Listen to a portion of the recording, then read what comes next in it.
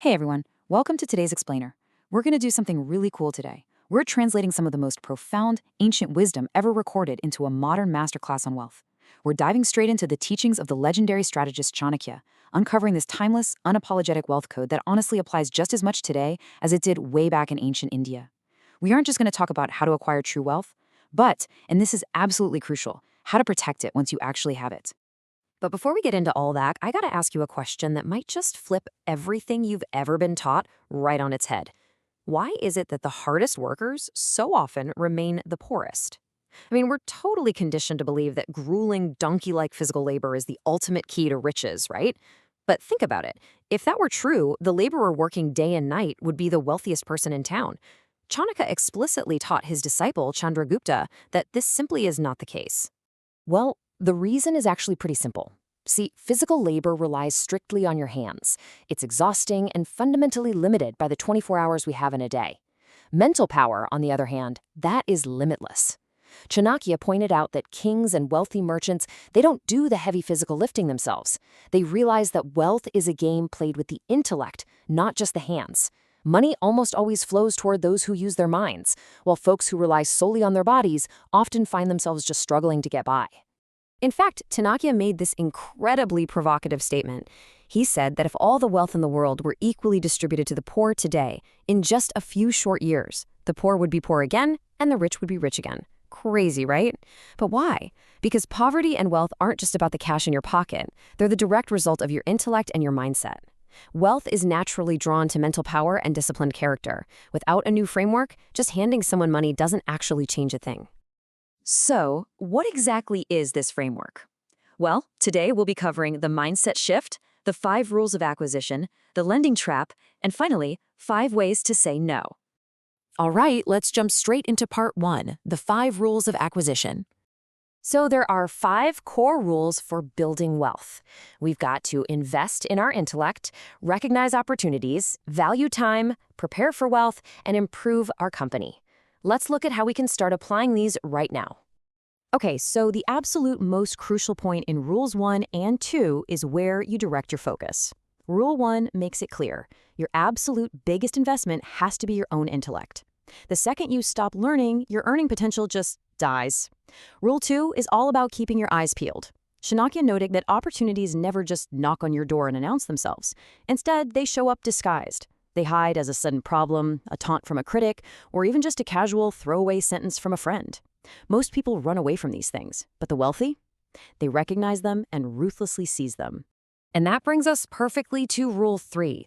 Look, if you lose money, you can usually recover it in a few months, maybe a few years. But if you lose time, it is gone forever. Time is thousands of times more valuable than money. The source material emphasizes that building wealth is practically a war, and the most disciplined warrior wins. If you're wasting time on useless habits or draining people, you simply aren't ready to be wealthy. You've got to treat your time like an untouchable treasure. Now, Rules 4 and 5 are really the foundation for keeping what you earn. Rule 4 warns us that earning the money isn't even the hardest part. Containing it is. Think of money like a rushing river. If you don't build a strong dam of disciplined character and solid habits before that water arrives, it's just going to wash away. I mean, this is exactly why unprepared lottery winners go broke. And Rule 5? Elevate your inner circle. You literally become the average of the 5 people you spend the most time with. Surround yourself with lazy, negative people, and your mind is going to follow. But surround yourself with driven, disciplined thinkers, and you instantly elevate your own wealth potential. But here's the thing. Earning wealth is honestly only half the equation. How do you stop it from draining away once you actually have it? Keeping money is a much harder battle, especially when our messy human emotions get involved. Which brings us to part 2, the lending trap. Chanakya famously said, "Lending is a termite that hollows out relationships." There's this really tragic story in the ancient texts about a hardworking merchant named Vishnu Das. He worked tirelessly to save up for his family's future. Well, one day, a relative comes begging for a loan, claiming a flood destroyed his crops. Vishnu Das's heart completely melted and he gave away all his savings. But guess what? That relative took the money and completely squandered it on luxuries. Vishnu Das's family ended up going hungry, his kids couldn't get an education, and the relationship was completely destroyed anyway. Lending money out of guilt doesn't save a relationship. It usually ends it. So how do we avoid this? That brings us to part 3, 5 ways to say no. Here are our 5 tactical shields. delay response, ask questions, demand security, illusion of scarcity, and the small donation. Let's break down exactly how to use logic to completely remove emotion from the equation. Strategy 1 is a total insider secret. It's simple, but it is incredibly effective. When someone asks you for money, do not say yes or no in that moment. Instead, use the 24-hour delay rule. Just say, hey, I understand your problem, but my money is tied up right now. Let me check my accounts and I'll tell you tomorrow. This creates a powerful psychological buffer. If their emergency is fake, they will usually just move on to an easier target. To back this up, there's this wild story about an ancient prince who acted way too hastily. A spy rushed up to him demanding immediate gold to go gather intelligence on the enemy. The prince, totally caught up in the urgency of the moment, just handed over the gold on the spot. Well, he later found out he had literally funded an enemy spy. Not exactly the return on investment he was looking for, right? Chanakya scolded the prince for this, saying, "You must always take time to think. Time is your absolute greatest shield against emotional manipulation." Okay, so what if they actually come back the next day? That's when you hit them with strategy 2. Ask pointed, almost uncomfortable questions. Say, look, I want to help, but I have my own expenses coming up. What is your solid, concrete plan to return this money? Chanakya called these kinds of questions the arrows that pierce through deceit. If the person gets defensive or gives you a super vague answer like, oh, just trust me, boom, that's your red flag. True intent doesn't hide from a simple, logical question. Strategy 3 is demanding security. Chanakya taught that loaning money without collateral is literally like pouring water straight into sand. Tell the borrower, I can help you out, but my personal rule is I need a post-dated check or some form of collateral. The beauty of this strategy is that honest people, the ones who fully intend to pay you back, they'll happily comply. Scammers, on the other hand, they'll get deeply offended and storm off, which entirely solves your problem for you. Now, what if you just want them to back off entirely? Enter strategy 4, creating the illusion of scarcity or a direct cost. Tell them, look, I have the funds, but they're locked up in a fixed deposit. If I withdraw early, there's a heavy penalty fee. Are you willing to pay that penalty fee for me?